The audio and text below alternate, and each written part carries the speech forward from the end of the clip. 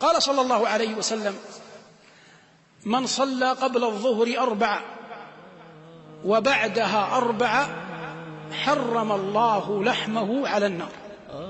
من صلى قبل الظهر 4 وبعدها 4 حرم الله لحمه على النار. رواه أصحاب السنن من حديث أم حبيبة رضي الله تعالى عنها وأرضاها. والمعنى أن الإنسان إذا حافظ وواظب على 4 ركعات بين الأذان والإقامة بعد دخول الوقت وقبل أن يصلي الفريضة، ثم بعد أن صلى الفريضة صلى بعد الظهر، من بعد صلاة الظهر إلى بدء صلاة العصر، هذا الوقت قبل أن يخرج وقت صلاة الظهر، صلى 4 ركعات مثنى مثنى، حرم الله جل وعلا لحمه على النار. وهذا فضل عظيم قليل فاعله فيما يرى من الناس، وفقني الله وإياكم إليه.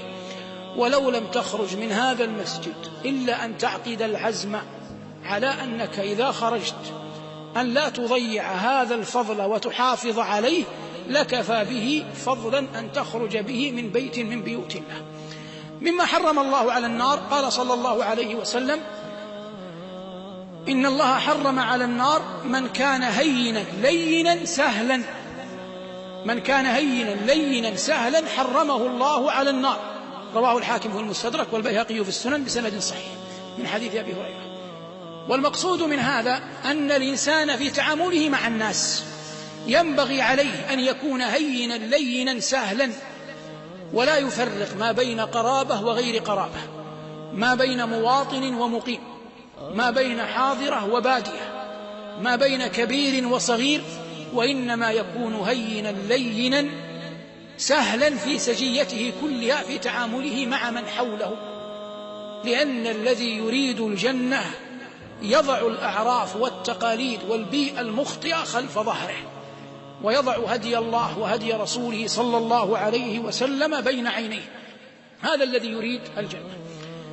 مما حرمه الله جل وعلا على النار قال صلى الله عليه وسلم: لا يلج النار عبد بكى من خشية الله.